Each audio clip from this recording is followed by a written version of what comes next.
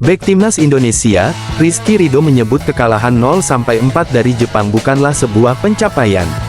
Timnas Indonesia harus kalah 0-4 dalam laga kualifikasi Piala Dunia 2026 Grup C putaran ketiga zona Asia di Stadion Utama Gelora Bung Karno SUGBK, Jumat tanggal 15 November tahun 2024. Garuda kebobolan 2 gol di babak pertama oleh gol bunuh diri Justin Hubner dan sepakan Takumi Minamino.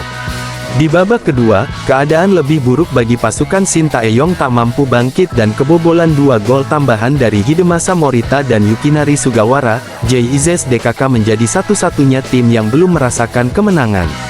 Selisih gol Timnas Indonesia juga menjadi -5 saat ini usai kekalahan 0-4 dari Jepang. Kemenangan sangat dibutuhkan Timnas Indonesia saat menjamu Arab Saudi di SUGBK pada laga selanjutnya. Bek Timnas Indonesia, Rizky Ridho bertekad langsung melupakan kekalahan dari Jepang dan beralih fokus untuk lawan Arab Saudi. Tentunya dengan kekalahan ini, kita harus belajar lagi, karena banyak yang harus kita evaluasi, kata Rizky Ridho dalam wawancara bersama RCTI pasca laga. Yang pasti kita tidak menyerah di sini, kita tatap lagi Arab Saudi. Dan semoga kita bisa memberikan 3 poin untuk masyarakat semua, tambahnya. Rizky Ridho bertekad seluruh tim akan melakukan evaluasi sebelum lawan Arab Saudi pada tanggal 19 November tahun 2024 mendatang. Tentunya seperti saya bilang lagi, kita akan lakukan evaluasi, kata Ridho. Kita usaha lebih lagi karena kita mendapatkan kekalahan hari ini. Tentunya kita akan belajar semuanya, tambahnya. Kapten Persija itu menegaskan kalah 0-4 dari Jepang di kandang bukanlah pencapaian. Walaupun Jepang memang kualitasnya berada di atas Indonesia, Rizky Ridho menolak mewajarkan kekalahan dari Samurai Biru. Tentu tidak ya, bukan pencapaian, meski Jepang lawan yang tidak mudah, kata Ridho. Seharusnya kita tidak kalah 4-0. Tapi kita sudah berusaha mendapatkan 3 poin dan sekarang hasilnya kalah, kita akan belajar lagi. Evaluasi kekurangan hari ini, kita segera menatap laga kontra Arab Saudi, tambahnya. Kevin Dix tinggal menunggu waktu untuk segera debut bersama Timnas Indonesia.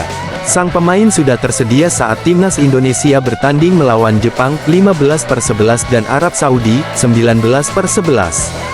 Peluang debutnya semakin terbuka karena Miss Hilgers harus absen karena mengalami cedera. Dia juga datang dengan modal krusial yakni menjadi pemain reguler di FC Copenhagen. Tentunya, faktor kebugaran akan terus dipersiapkan tim pelatih timnas karena dia baru tiba pada Selasa ini. Kevin Dix menjelaskan, dia senang bisa tiba di Indonesia hari. Menurutnya, dukungan sudah mulai muncul saat melalui media sosialnya dalam beberapa waktu ini. Mereka ingin dia bisa segera bermain karena kondisi skuad Garuda saat ini kurang menguntungkan. Indonesia berada di posisi kelima klasemen sementara dan baru mengumpulkan 3 poin. Aya sangat bersyukur dengan orang-orang di sekitar sini. Dukungan mereka di bandara juga di sosial media saya. Saya menyukainya dan ingin berterima kasih kepada semua, kata Kevin Dix dilansir bolasport.com dari Instagram Timnas Indonesia. Pemain berusia 28 tahun ini sudah tidak sabar untuk mencatatkan caps perdananya untuk Timnas Indonesia. Dia berharap supporter bisa hadir di Stadion Utama Gelora Bung Karno Jakarta saat pertandingan. Menurutnya, ini akan jadi momen spesial karena dia langsung bisa merasakan atmosfer markas skuad Garuda tersebut.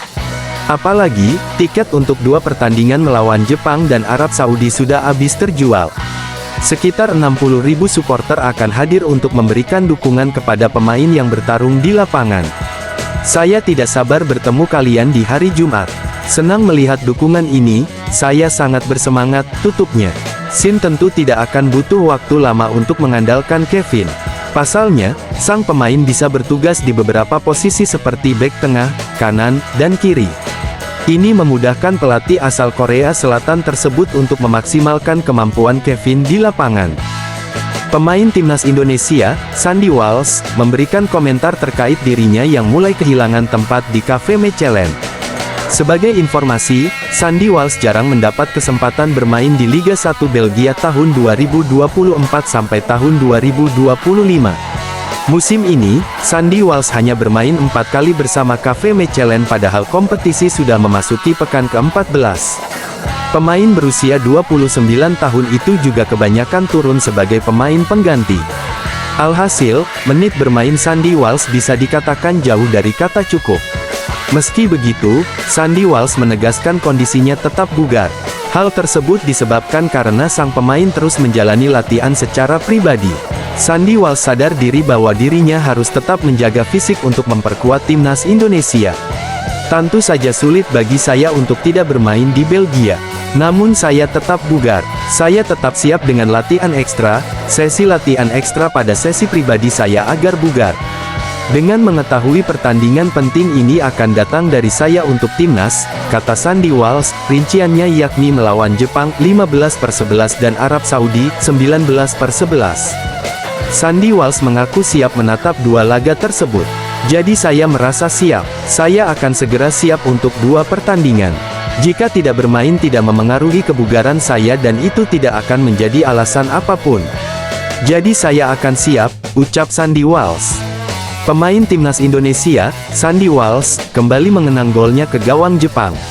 Sandy Walsh berhasil membobol gawang Jepang di Piala Asia 2023 yang terlaksana pada Januari lalu. Kala itu, gol Sandy Walsh tercipta pada menit 90+1.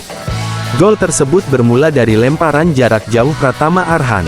Bola yang datang sempat ditanduk pemain Jepang namun justru mengarah ke Sandy Walsh yang berada di tiang jauh. Tanpa kesulitan, Sandy Walsh berhasil mengirimkan bola masuk ke gawang Jepang. Sayang, timnas Indonesia tetap gagal mengalahkan Jepang.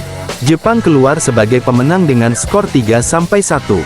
Meski begitu, Sandy Walsh menilai gol tersebut menjadi salah satu momen terbaiknya bersama timnas Indonesia. Sandy Walsh kemudian juga sempat menyinggung soal Elkan Bagot. Menurutnya, kombinasi lemparan jauh Pratama Arhan cukup efektif untuk mengancam gawang lawan ketika adanya Elkan Bagot. Perlu diketahui, bola hasil lemparan jauh Pratama Arhan sebelumnya kerap menuju mengarah Elkan Bagot yang memang memiliki postur tinggi. Namun, kombo tersebut kini sudah lama tak lagi terlihat.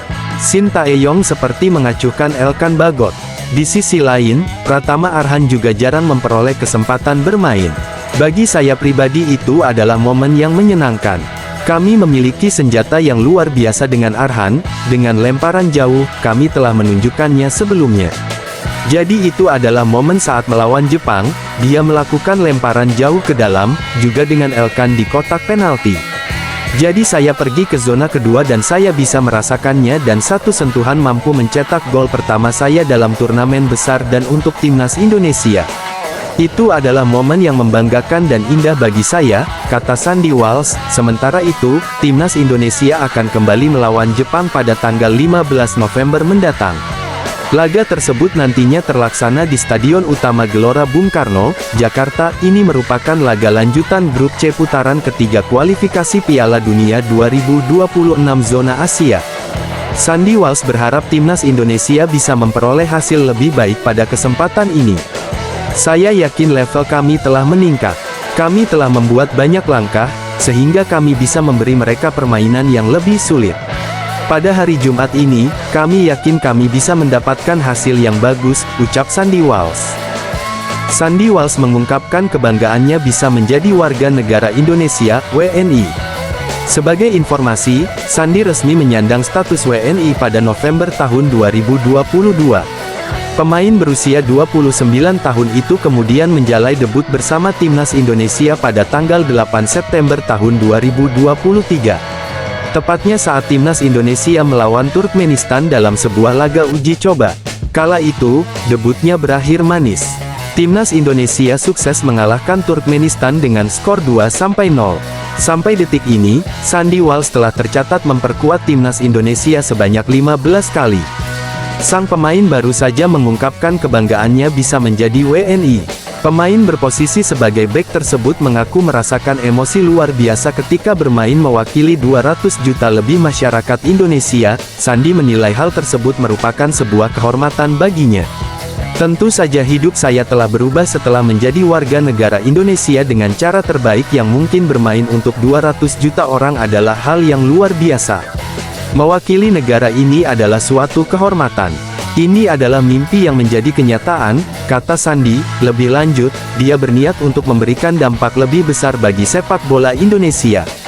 Pemain kelahiran tanggal 14 Maret tahun 1995 ini ingin memberikan contoh kepada pemain muda agar terus bekerja keras dan tak menyerah dalam mengejar mimpi. Saya mencoba untuk memberi dampak pada orang-orang, anak-anak muda, dan memimpin dengan memberikan contoh juga kepada mereka serta untuk menunjukkan bahwa jika memiliki mimpi, Anda dapat mencapainya jika percaya. Jadi saya mencoba untuk memberikan dampak ini kepada mereka dan menjadi warga negara Indonesia adalah mimpi serta kehormatan besar. Tidak hanya untuk sepak bola tetapi juga untuk kepribadian saya sendiri, ucap Sandi Walsh.